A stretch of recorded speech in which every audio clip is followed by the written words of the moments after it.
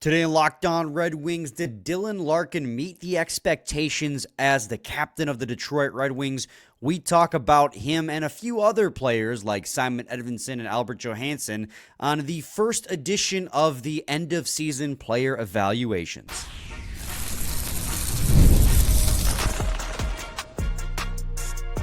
You're Locked On Red Wings, your daily podcast on the Detroit Red Wings. Part of the Locked On Podcast Network, your team every day.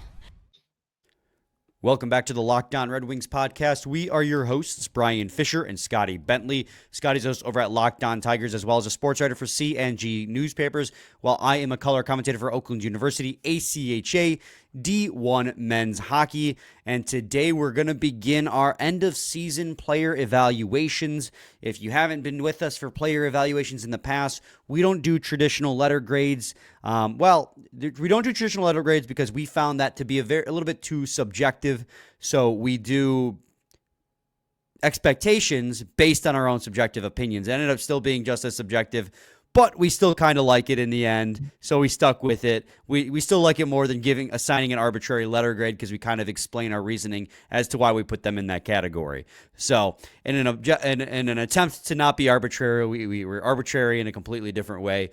But it's a fun conversation to have nonetheless, and we're going to be doing that for the next few episodes as we work our way throughout the roster and talk about which players exceeded and fell below our individual expectations of them throughout the season. I'll also be sending out corresponding Twitter polls for each and every player so that you, the listener, get an opportunity to chime in before we record. We'll talk about that and cover what you guys are saying as of recording this at 5 o'clock on Monday. But before we get to that, I got to let you guys know that today's episode is brought to you by Amazon Fire TV Stick 4K. Turn any TV into your Xbox. No console needed. Head to Amazon.com/Fire TV Locked On to learn more. Scotty, let's not waste any time. I think that each episode we should kind of have a headliner player that we talk about so that we keep it interesting each and every time we do this. And I feel like there's no better player to start with in this player evaluations than the captain himself, Dylan Larkin. Scotty, Dylan Larkin finished the year with 30 goals, his fourth consecutive season with 30 goals or more, and 70 points on the year, tallying 40 assists, playing a full 82 games, which he has not done since 2018. So that's notable as well. Scotty, in your opinion, did Dylan Larkin go above and beyond expectations, exceed expectations, meet expectations, fall below them, or fail your expectations for him as captain of the Detroit Red Wings? Yeah, well, I think we can immediately kind of eliminate the two extremes here. I don't think there's any reality in which this is an outright failure or where this is like, oh my goodness, he shocked the world, in a super impressive way. So we can kind of knock that out immediately. For me, I can just, come out and say it. I think this was meeting. I know that the point production, there are some, I am confident that there's going to be a handful of people in the fan base that in the comments or as the offseason rolls along and as, people kind of do these type of analysis and breakdowns and whatnot that are going to have Larkin at below expectations. And I understand the point total was, you're kind of hoping for more closer to about a point a game, but another 30-goal season playing every single game, I do think is a huge deal.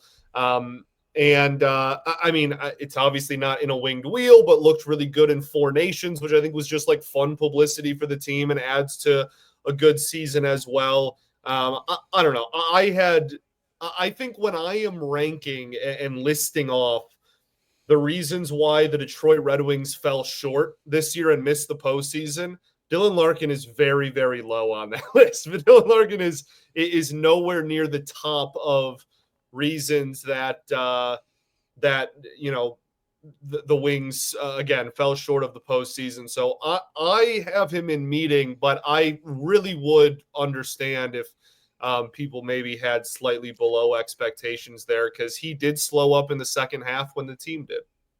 He had two slumps in this season, actually. The one out of the Four Nations break, right? But also remember, he was on a goal drought like crazy that Raymond broke for him by giving him an empty net Yeah, goal, and he went on a it is. ridiculous tear after that. So the inconsistency in his game this season is definitely going to be kind of the thorn in his side. But if you're considering the entirety of the body of his work, I find it hard to believe you can't put him in meeting expectations, right? This is a guy who has set the expectation of being a 30-goal scorer, 70-point guy, 70, 80-point guy in his career. And what did he do? He got 70 points, 30 goals, and for what it's worth, he had a 52 Corsi for percentage, playing the toughest minutes on the team, relative of 5.9. So he was clearly a positive asset when he was on the ice, getting the toughest minutes on the team.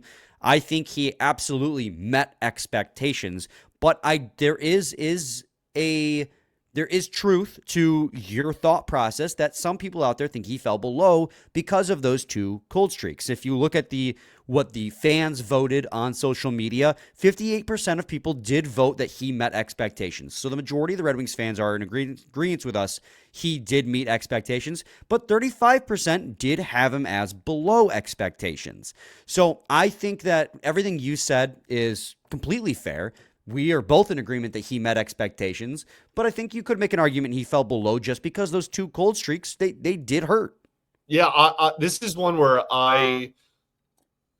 we will have him in meeting, but if somebody's like really angry about that and thinks he should be in below, I really don't like. I'm not mad at people that have that opinion. I really can kind of understand and see why some people would, but for me, just his ability to play every single situation on the ice is just too valuable, despite maybe the slightly lesser point production. Yeah, completely agree. Scotty, next up, we have what's the word I'm looking for? Controversial player in the Detroit Red Wings uniform. We have Vladimir Tarasenko, who, if you look back to when we signed him, you and I were flipping out so happy that they finally got a guy in the offseason who could score goals. Came off a season where he scored 23 or 25 goals between the Senators and the Panthers. Well, that didn't happen for the Red Wings. In 80 games played with the Detroit Red Wings this season, he had 33 points, 11 goals, 22 assists. Scotty, for me, this is an easy one, but where do you have Vladimir Tarasenko? No, this is really easy for me too, man. I think this is kind of unfortunately, a slam dunk for failing expectations. There may not be anybody in the entire organization that was actually further away from their expectations in a negative sense. He significantly underperformed. He was not even close to what was expected. That doesn't mean he was like the worst hockey player ever, but it does mean that he came nowhere close to what we were expecting out of him going into the year. Yeah, I completely agree with you. Couldn't agree with you more, Scotty, that Vladimir Tarasenko not just fell short, but completely failed our expectations. We were thinking at a minimum 20 goals this season, right? If you believe in just the decline, but instead he fell off a cliff altogether. And two coaches playing left and right, up and down the lineup, nowhere where they could play him was he getting going. And he had power play unit 2 time on the best power play in franchise history. And he still could not get it going. And this sucks, right? Because I really wanted Vladimir Tarasenko to work out, but he just clearly didn't. And again, this is another situation, Scotty, where the fan base agrees with us. On our Twitter poll, 90% of Red Wings fans that voted on that poll, so 67 votes for Tarasenko, agreed that he failed expectations, and 9% had him as below expectations. Only 1% had him meeting expectations, and that might have been a misclick. It sucks because he's an incredibly talented player. I was really excited to have him on this team, but his tenure with Detroit, 1 year in out of this 2-year deal, has been nothing short but a disappointment, and that's just the reality. Yeah, I agree, man. I don't think there's really even too much else to say. I can't imagine too many people are gonna disagree with that one. No, they won't, but I think people will agree that the Stanley Cup playoffs is really fun, and if you have the opportunity, you should check a game out by going to Game Time. The Stanley Cup playoffs are here, and if you've never been to a live NHL playoff game, it's unlike anything else. I can attest, I've been to a few in my life. The intensity, the speed, the energy in the building, it's next level. And thanks to Game Time, getting in the door is easier and more affordable than ever. Game Time is the fastest way to grab playoff tickets, even for those must-see matchups. Prices actually drop as the puck drop gets closer, and with last-minute deals, you can save up to 60%. Save up to 60% by buying last minute for sports, concerts, comedy, theater, and so much more using those last minute deals on Game Time. Their all-in pricing shows the total up front. No surprise fees at checkout. The app even shows you panoramic seat views so you know exactly what you're getting before you buy. And with Game Time ticket coverage, I know I'm protected, whether it's cancellation protection, job loss assurance, or their 24-hour return guarantee. Take the guesswork out of buying tickets with Game Time. Download the Game Time app, create an account, and use code LOCKEDONNHL for $20 off your first purchase. Terms apply. Again, that's code LOCKEDONNHL for $20 off. Download the Game Time app today. Last minute tickets, lowest price, guaranteed. Segment 2, Locked On Red Wings podcast. Scotty, next up on our list is back to a fun one. Doing a little bit of a rubber band here, going from your captain to a guy that's disappointed you, back to another player who I think had a solid first full season in the NHL. That's Simon Edvinsson. Not technically a rookie, but for all intents and purposes was. He had 31 points in his first full season with the Detroit Red Wings, 7 goals, 24 assists. That was without legitimate power play time until Erik Gustafsson went down with an injury about 3/4 of the way through the season. He came in, played top 4 minutes immediately, and for most part of the season was pretty solid addition. Where do you have him ranked? Yeah, the only reason why this one is kind of tough for me is because I'm trying to really put my finger on what expectations were for him going into the year, right? Like that he had a very, very solid year, very, very solid first full NHL season. But I can remember going into the year talking about like, hey, expectations are pretty darn high. He needs to be either the best defenseman on the second pair or, right next to Seider there on the top pair. And he did that, and he did it pretty well. So that's the only reason this one's kind of like weird for me, is just because I feel like he was such a highly touted rookie that expectations were already really high, that it might just quote unquote be meeting. But I think he had a great year. So if you want to go one notch above that and go to exceeding, I'm kind of fine with that too. I think that for me personally, he is in exceeding expectations just by a hair. And my reasoning for that is, you're right, we did have very high expectations of Simon Edvinsson going into the season. We said from rip, he needs to be a top 4 defenseman, and he was good in that role. But where he surprised us was how quickly he got paired up with Moritz Seider under Derek Lalonde. We were talking about that needs to be an end-of-season thing, right? Like he works his way up in the lineup. By the end of the year, he's there. No, we were talking 2 weeks into the season. He was paired up with Moritz Seider, and part of that was necessity. You didn't have a top pair, and them together was the only option. But when they were together, they were a dominant top pair. All the numbers suggest that they were very good together. The eye test, they looked dominant together.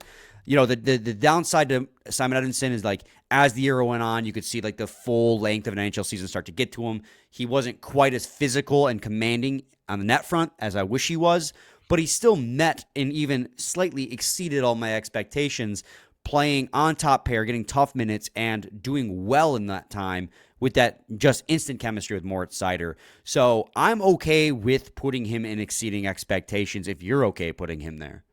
I'm cool with it.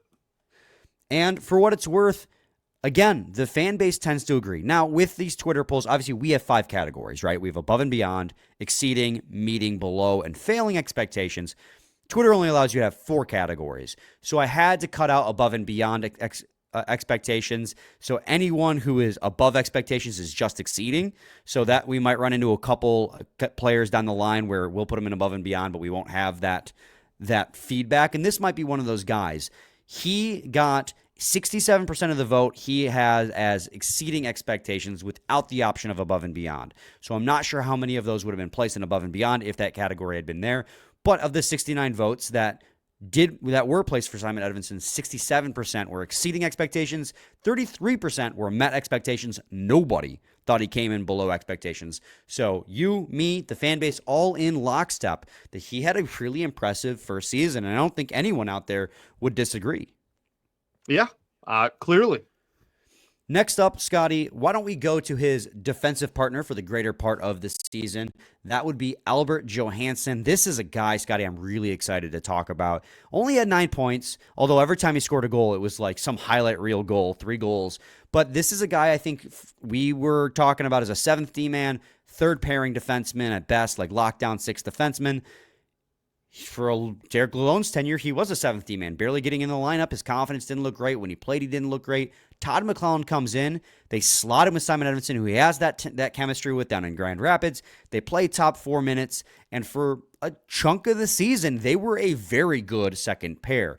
It wasn't till towards the end of the season where the length of the first NHL season for this rookie and Simon Edvinsson began to show the cracks in their defensive pairing that he began to slow down and ended up finding himself back on the 3rd pair. Still is an everydayer, though.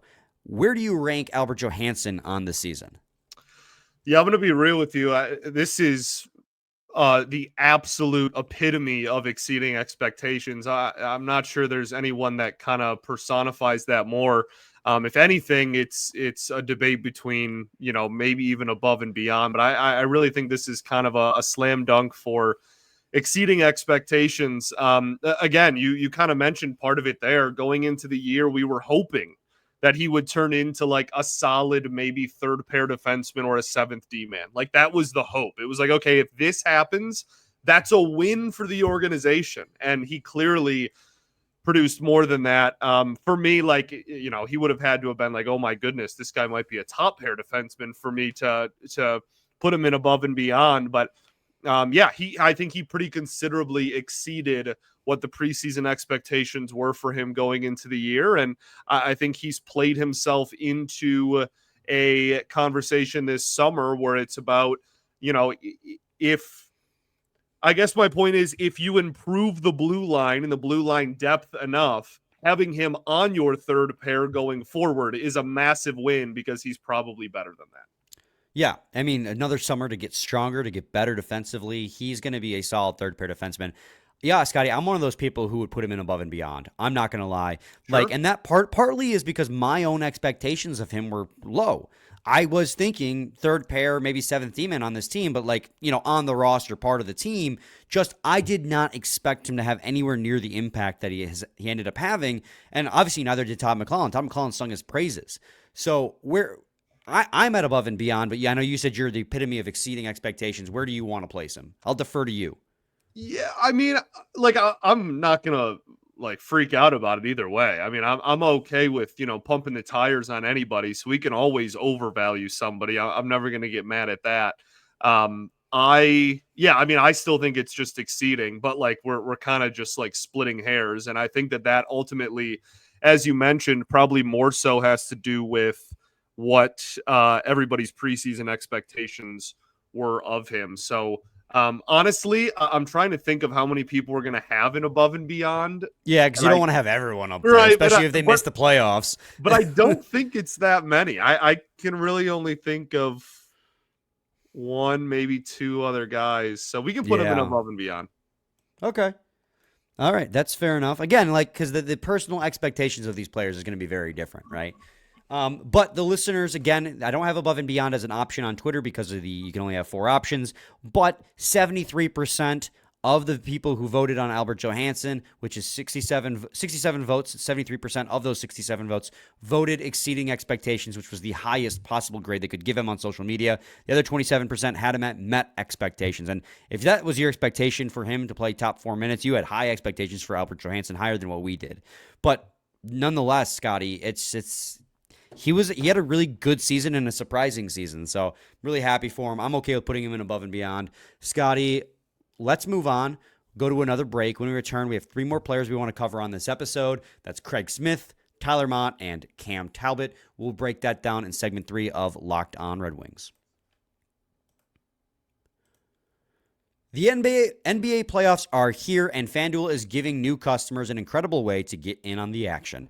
Right now, when you join FanDuel and place your first $5 bet, you'll get $250 in bonus bets if your first bet wins. You're going to love using FanDuel because it makes betting so easy, whether it's picking your favorite team or diving into player props. From three-pointers to steals to assists, FanDuel has so many ways to bet your favorite player props. Plus, after your game tips off, you can even combine live prop bets into a same-game parlay for a chance to win big. Don't miss out. Head to FanDuel.com and claim your $250 bonus bet today. Segment 3, Lockdown Red Wings podcast. All right, Scotty, let's move on now to Craig Smith. Deadline acquisition. Craig Smith for the Detroit Red Wings. Expectation for him, he had 16 points in 40 games with the Blackhawks. With Detroit, he only had 2 points in 19 games played. Honestly, my expectation for him was to be a semi-productive bottom six winger, and I don't think he necessarily provided that. Yeah, I agree. I think I don't know, man. This one's kind of a tough one because I don't think expectations were super high, but in the same breath, I'm not sure they were met either. Yeah, so here's my thing. There's a reason why I'm honestly going to put him in below expectations is when we traded Joe Veleno, when the Detroit Red Wings traded Joe Veleno to the Chicago Blackhawks, we came on here and said, you're going to get marginally better production out of Craig Smith than you got out of Joe Veleno historically. And I know, obviously, Craig Smith is a much older player, but historically in his career, he's been a pretty productive bottom six center/wing. And he had 16 points with the bottom of the barrel Blackhawks. And granted, probably playing in a slightly more increased role with a Blackhawks team that has less depth. But you come to a team that is better in the Detroit Red Wings, but produce less, never even getting your first goal as a Detroit Red Wing. He ended up kind of being a non-factor to the Detroit Red Wings playoff push. And I was kind of I shouldn't say I was banking on Craig Smith to produce for this team to make the playoffs. That's asinine to think that. But I was expecting him to be able to add just a slight little bit of oomph to the bottom six. And honestly, I feel like you lost more shipping out Joe Veleno than you gained in bringing in Craig Smith. And I know obviously Mrazek was part of that deal, and we'll talk about him at a later date. But I don't think Craig Smith necessarily brought any plus value over what we already had in a guy like Joe Veleno, who is younger and under team control on a cheap contract. So that's why for me, he is a below expectations. Yeah, I'm fine with it. I agree with the first part you said there where, we came on here and said that, okay, at a minimum, even if you don't like the deal, like you're going to get better production than Veleno was giving for the rest of the season. And honestly, I'm not sure you can say that with confidence. So. No. Next up, Tyler Motte, another guy who's kind of hard to judge because he's a guy who's a fourth, bottom six wing/center, depending on the day. He plays penalty kill, found himself in the press box quite a bit too. Only had 9 points in 55 games played. He's a tough one to grade just because, when he did play, he didn't get a ton of minutes, and that was expected of his role. I think he might be a meeting expectations kind of guy, even though, he only played in 55 games. No, for me, this is absolutely a meeting expectations. I really like Tyler Motte. I think he brought exactly what we were expecting. I think this is almost perfectly meeting expectations. I really think when you think back to the summer, it was kind of a bottom six, fourth line grinder type that's going to play defense, maybe give you some special teams defensively. Obviously, the PK was horrific, but he was able to provide that defensive versatility at the bottom of the lineup when he did play. I think this is absolutely meeting. Yeah, and this is the first time we'll actually these last two are the first time we'll actually diverge from the popularity of what the Twitter polls say. It was a close one, but Craig Smith, they had him at 44% meeting expectations, 42% below, so it was a close one. Meeting expectations, most people did believe was what Craig Smith did, with the second closest being below. Tyler Motte, 53% thought he was below expectations, 34% had him at met. So we are in the minority on both of those. But again, it's kind of splitting hairs. I can understand the argument either way. It's just knowing what the expectation for Tyler Motte was going into the year was a 13th forward who's going to play penalty kill when he does play. And that's pretty much kind of what he brought you. So yeah, I think meeting expectations for Tyler Motte is perfectly acceptable. Which brings us to our final player, the only goalie on today's sheet. That is Cam Talbot, first year of a 2-year deal for a, 37-year-old goaltender. Going to be 38 by the time next year rolls around. Scotty, it's hard because you have to look at the entire body of work and make a snap judgment based on that. But he had 2 separate seasons this year, man. 2 completely different seasons in 1 calendar year. Yeah, man. This is incredibly difficult. It's just really hard. I think it's fair to put him in meeting, and the reason I say that is because you specifically, to give you credit, which we all know I hate doing, you specifically going into the year said, you know what, he probably can be good in short spurts, but if you're going to, lean on him for a long period of time, there's a chance that he's going to burn out again at his age and kind of where he's at talent-wise in his career. And that's pretty much exactly what happened. In those short spurts at the beginning and very end of the season, he was really solid, but everything in the middle was completely a toss-up because of where he's at in his career. So I think, like there were parts of this season where he was exceeding, certainly. The first couple of months of the season, he well exceeded my expectations. But goalie was something I was really worried about going into the year. And I don't think I feel like differently about it after game 82. And Cam Talbot was healthy all year. And I don't feel any different about goalie a year removed. So I'm going to go with meeting. Right. It's one of those things like the first half of the season, he's like exceeding almost above and beyond expectations. In the second half of the year, up until like April, right, he was basically failing expectations. One of the worst goalies in the league on the penalty kill. But when you combine everything and look at his overall body of work, he kind of gave you exactly what you expected. A league average goalie in the end, 901 save percentage, middle of the pack. Like he was exactly what you signed him to be, just not consistently across the board. It was a hot and cold year for him, which we kind of predicted. So I guess, again, kudos to us. He met our expectations for him. We were going to ride him into the ground, and we did. Yeah, right.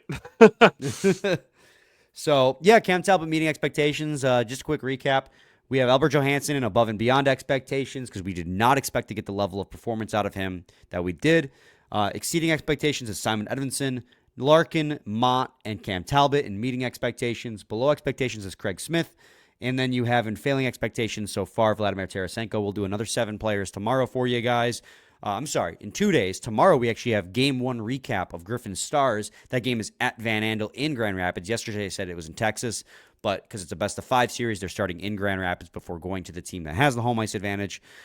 So we will recap that game tomorrow and then get back to player evaluations on Thursday's episode. So stay tuned for that. Scotty, any final thoughts? We ball, baby.